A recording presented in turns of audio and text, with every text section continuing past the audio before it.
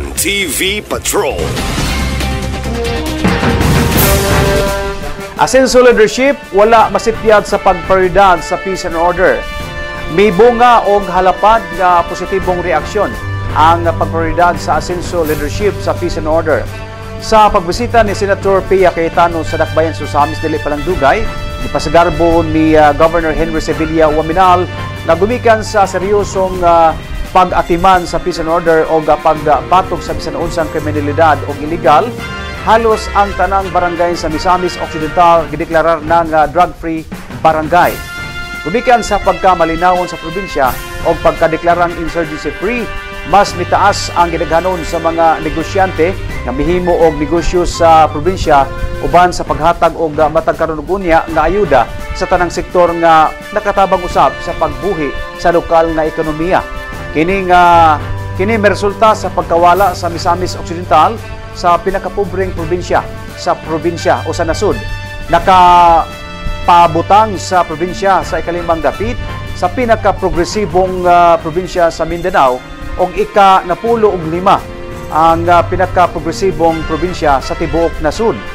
Auhag ni Governor Henry Sevilla Waminal sa mga Misamisnon nga ipedayon ang suporta sa Asenso leadership ug huptan ang maong momentum aron makabot gayod ang hingpit nga kalambuan o kabag-uhan.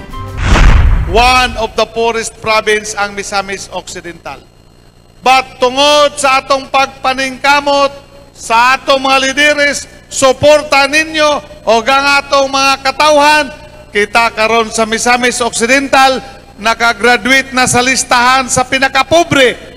Dili nata included as poor province in our country. And as a matter of fact, mga kaigsunan, kining mga ayuda, allowances, nga gihatag, nahatag nato sa ato mga katawhan, nakakontribute kini kay nahimo maning stimulus sa economy. No? Nakatabang og dugang sa purchasing power. No? And then, dili lamang kana, karon ang atong probinsya, no, among the top provinces, top 10 provinces sa Misamis Occidental as sa Mindanao as progressive province. Sa 10 provinces sa Mindanao, ika-5 na ang Misamis Occidental, no? And throughout the Philippines, ang Misamis Occidental number 15 na out of 82 province as the most progressive province throughout the Philippines. Munay atong na-achieve sa atong panagiusa in terms sa ekonomiya. No?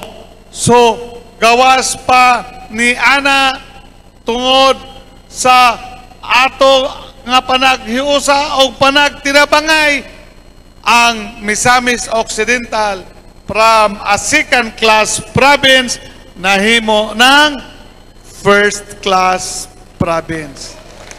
No? So, One TV Patrol.